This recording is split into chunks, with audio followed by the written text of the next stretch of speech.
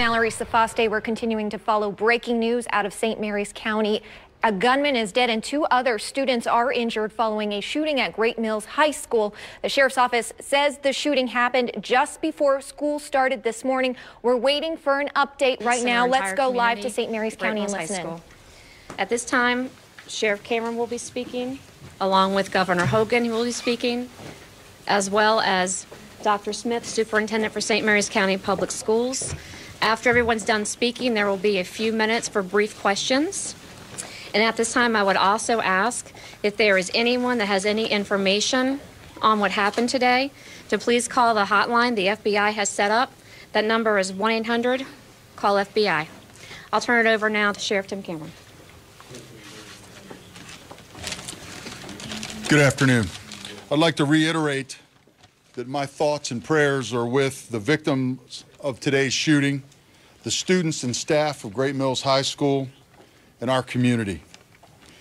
I said this before and I will say it again. This is something that we train, practice, and in a reality we hope would never come to fruition.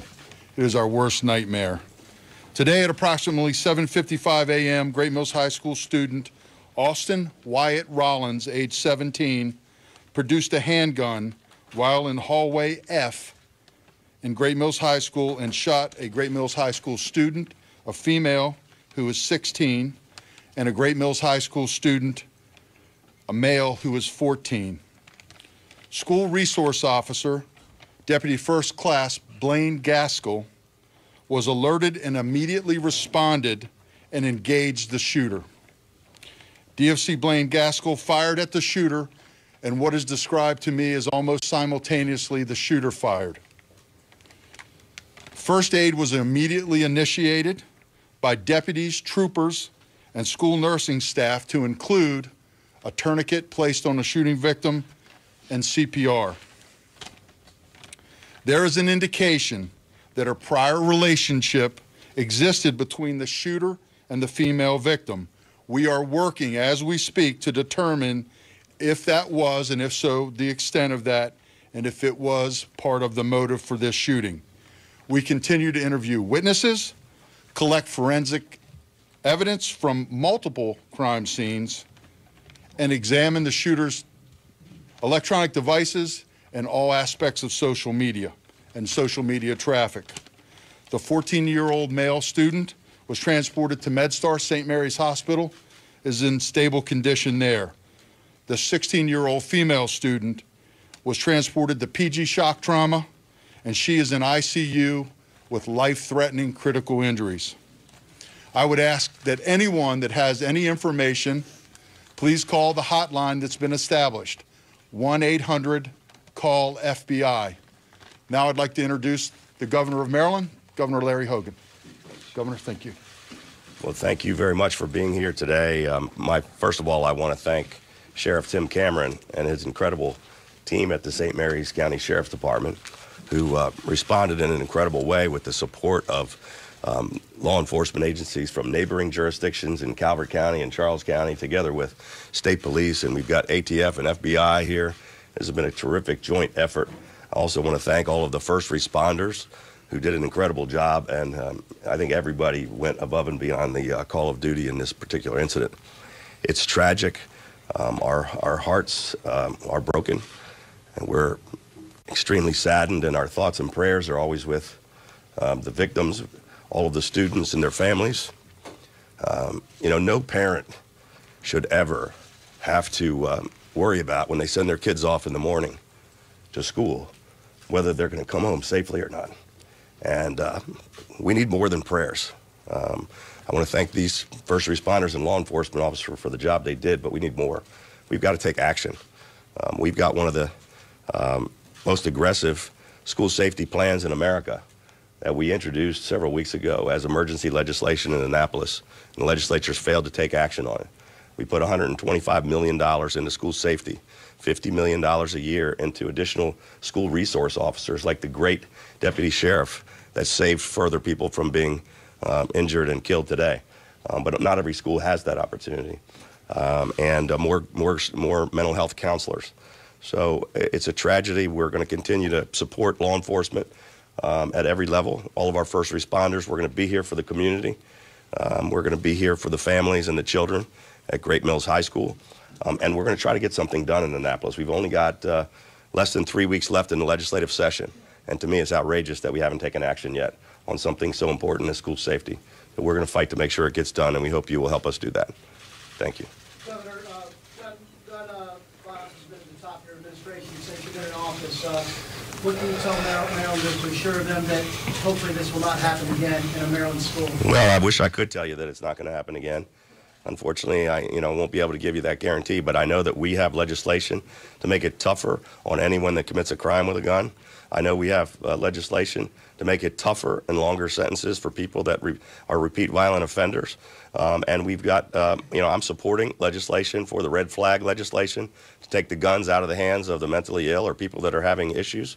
I've always said we've got to keep guns out of the hands of the mentally ill and people with criminal records. And we need these school safety resources. But it's going to take everybody working together because nobody should ever have to, no community should ever have to go through this again. Do you think the way the school resource officer responded in this case should be an example for school districts across the country? Well, we're just getting all the facts, but I had the opportunity to talk with Sheriff Cameron, and it sure sounds like this is exactly the way it should have been handled. Had a very capable school resources officer that also happened to be a SWAT team member. This is a tough guy who apparently closed in very quickly and took the right kind of action. And I think while it's still tragic, he may have saved other people's lives. More about the relationship. More about the relationship. Excuse me, Dr. Smith, please. Yes. Thank you. I'd like to introduce Dr. Scott Smith, Superintendent for St. Mary's County Public Schools.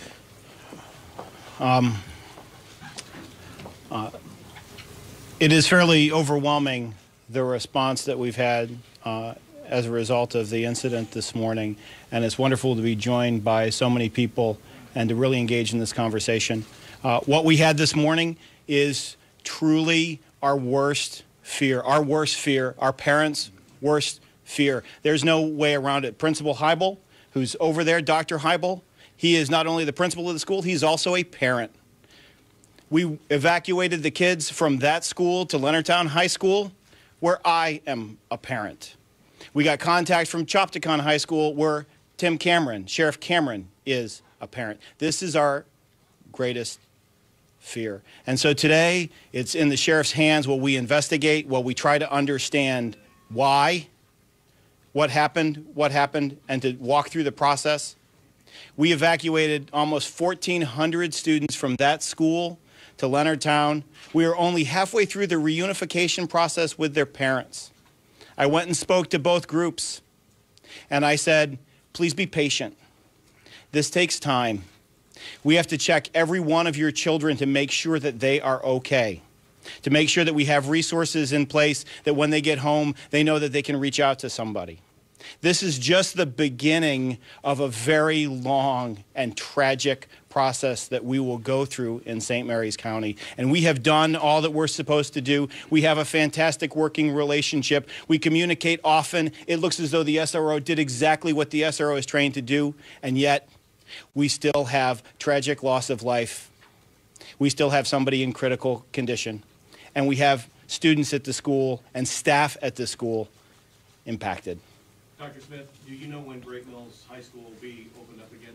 So I can tell you this, all the students have been safely removed from Great Mills High School, and they're being reunited with their parents. We hope that that's concluded within the next hour or two. We will then meet with staff at the school. We are definitely going to have Great Mills High School closed for tomorrow. We know we're also anticipating inclement weather, so that may impact as well. And then we'll get together to see whether or not we can reopen this week. We may be closed till the end of the week. We have to talk to the adults. We had several first-hand witnesses of the event. These were all children.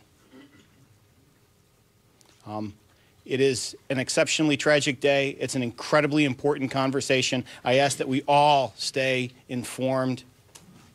If you don't think this can't happen at your school, you are sadly mistaken. We are shaken, but we are very strong in St. Mary's. This is an incredible community. I know our parents will come together. I know our kids will come together. And hopefully, on the other side of this, be stronger and make good decisions to keep our kids safe every single day. Dr. Smith, one more question, and that is, a lot of parents wondering across the country, but in your case, in St. Mary's County Schools, how is it that a student could walk into the school with a handgun? And do you anticipate now in the aftermath that something will change with your school system? I know that there's been conversations. We've had 2 community conversations about school safety after the shooting in Florida. One of the things we've talked about are metal detectors in schools. There is an associated cost related to that, as well as staff. That has been the conversation. The schools do not have metal detectors in St. Mary's County. Dr. Smith, did this student have a prior disciplinary history? I can't. I won't speak to the particular motives. I leave that to Sheriff Cameron and his investigation. Can you tell us anything more about the relationship between the shooter and the female student who led you to that information? Was it one of their parents? So our detectives in their interviews subsequent to the event this morning have determined that there was a prior relationship, the extent of which I can't comment on at this time. So we know that. And whether that factored in as a motive in this, I can't confirm that either at this time. Sheriff, were there other threats to this school in the past few weeks before this incident? We had a spate of social media threats that were all over the state of Maryland. We responded locally, appropriately, I believe, but it was a whole spate of those hoax threats throughout the state. And also on your school resource deputy, how is he doing? Obviously, you guys are talking with him as well. And do you believe his actions saved thousands or hundreds of students in that school? So he was unharmed. And he responded exactly as we train our personnel to respond. And I'm sure right now, in the aftermath of this, he's doing well, and we're going to do everything to support and promote him and his well-being. But you have to understand the situation that he responded in. These are children, as Dr. Smith said. And so I'm sure that weighs on his mind. Is there any indication as to where the shooter might have gotten the gun? Where did that come from? So that's part and parcel to our investigation. Our detectives, and again, there are multiple crime scenes, I said earlier, which includes a car, social media, technology, and the home of the shooter. And so we're working to determine that. The ATF has initiated an emergency trace on the gun. As you can see, assembled here is quite a collection of my colleagues and leadership. And this is certainly an issue that has been prominent locally and nationally. So, and we're in the throngs, as you know, of conversation locally about our process, safety and security in our schools and how to improve that. Sheriff, can you say approximately how long from first shot till last shot this incident took? Yeah, so that was an exact question I asked of our criminal investigation commander. And so what it looks like, it's less than minutes. My guess is less than a minute.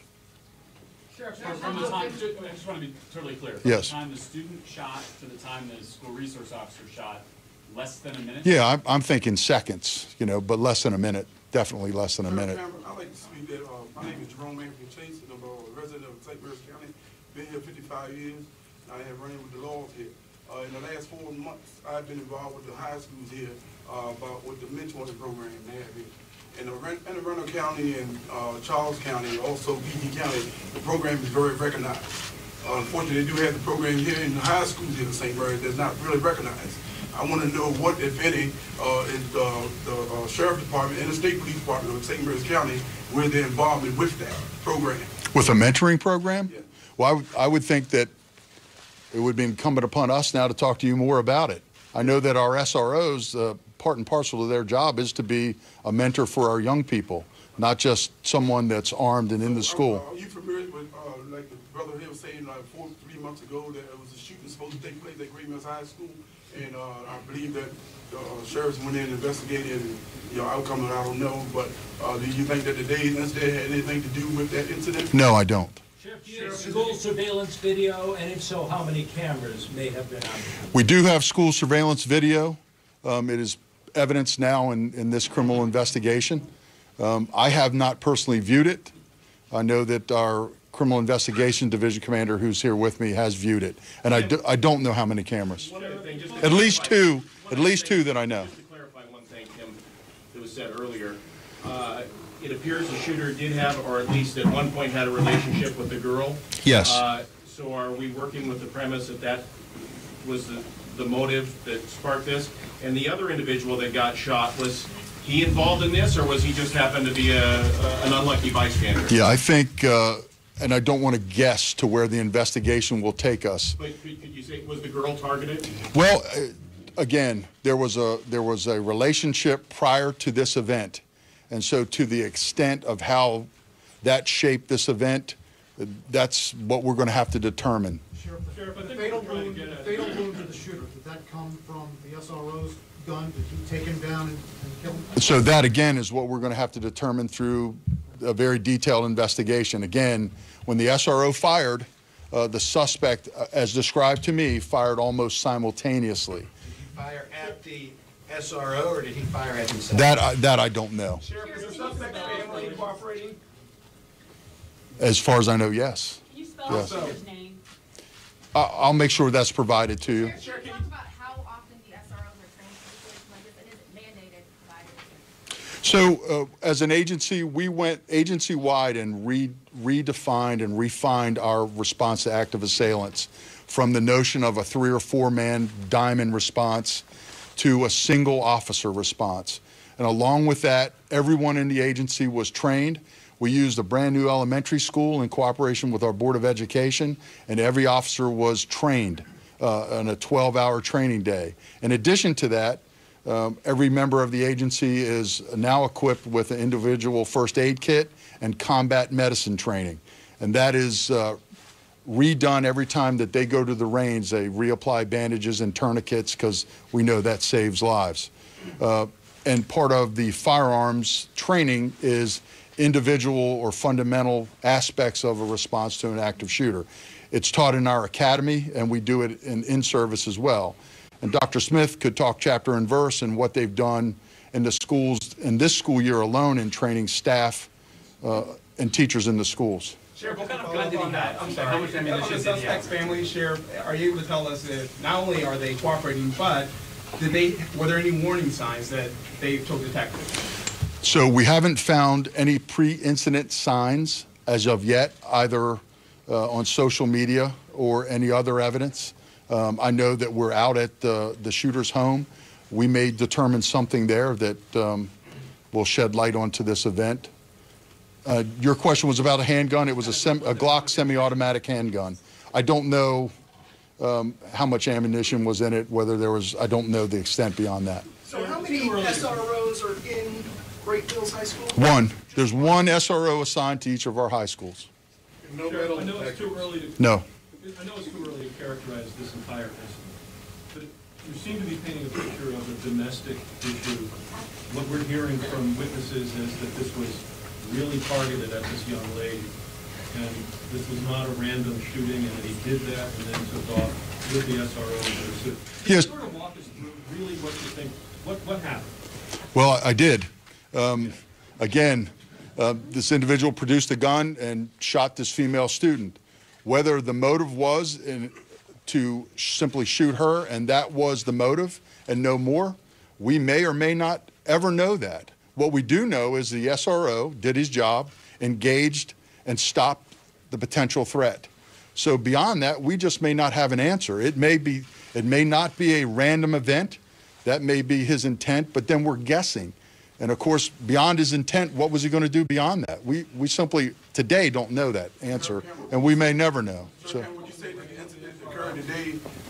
Maybe Just one more question after this, and then we're going to cut this, okay? I don't believe there's any connection. It was 3 or 4 months ago when the incident occurred. It wasn't this message. What I don't. The incident 3 or 4 months ago about a shooting supposed to occur. So no, I don't believe there's any connection. I've answered that before. No, my question to you is that the incident 3 or 4 months ago, was it a domestic incident? The incident that you described, that you asked me about, was a social media post, which was a hoax. And no, I don't believe there's any connection. Sir, we can talk to you after this. Yeah. We're only going to take one more question. Question for Governor Hogan. Governor, you talked about legislation in the Maryland State House. Are you happy with what President Trump and Congress is doing nationally in terms of legislation? No, it's why we decided to move forward at the state level. And some one of the discussions earlier was we were going to put $125 million into making our schools safer. That would include metal detectors for the schools that can't afford them, like St. Mary's County, and it would include school resource officers for the counties that don't have the great program that they have here in St. Mary's County, along with mental health counselors and cameras and other things. Governor, what opposition are you running up against in Annapolis? What's I can't imagine, given the school safety crisis that we're dealing with in America, that how anyone could vote against additional school safety measures. So we're hopeful. Calling for a vote? It's emergency legislation. We expected it to be done a few weeks ago. We're going to keep pushing for the last 19 days of the session. Any message to Congress and the President? They should act also. Garrett's question, my colleague, the timeline, just so we've all got it very, very clear. You were saying seconds between the time that the shooter student comes into school, shoots the female, the male, and then engages with the SRO and may or may not have committed suicide? Can you walk me through the exact timeline of that, just for the record to stand? Yeah, so approximately 7:55 a.m. What we understand is that the shooter shot the female student, and then the SRO responded and engaged. That appears to be, as described to me, less than a minute. It could be seconds. So, and then the second part of your question, as to whether or not the shooter committed suicide, that is a potential. As I described, when the SRO fired that shot, there was a shot also fired by the suspect or the shooter. And Chris pointed out there is video, so obviously that's evidence that we will examine very closely and be able to determine, I hope, specific to those events. Can you determine which shot hurt, which shot wounded the 14-year-old? Whose gun, whose shot wounded the 14-year-old? No, not at this point. Could have been the deputies' gun, or is he behind it? Well, those are the possibilities that this investigation will determine. The 14-year-old, where was he in the vicinity, on the shooter's side or on the deputy's side? I know that he was in the hallway. I don't know specifically where he was in the hallway. All right, we're going to go ahead and conclude this. If you would like any further updates, we will be updating our social media, our Facebook and our Twitter account, and also the Sheriff's Office blog with any further information on this. And again, if I could just please remind everyone to put this out there. Anyone that knows anything about today's incident, please call the 1-800-CALL-FBI number. Thank you very much. Can someone state and confirm name spellings? All right, we just heard from St. Mary's Sheriff Tim Cameron. He identified the shooter as a student of Great Mills High School, 17-year-old Austin Wyatt Rollins. Two other students injured in that shooting, a 16-year-old female and 14-year-old male. And it was the student resource officer, Deputy First Class Blaine Caskell, who was alerted to the shooting. He immediately responded and fired at the shooter almost at the same time the shooter was firing back at him. The SRO was not injured. We do not know yet if it was the bullet that ended up killing the shooter or not. And we will continue to follow this story. You can download our ABC 2 News app for the latest updates. Search WMAR in your phone's app store. And ABC 2 News will be back on the air early today at 4 o'clock.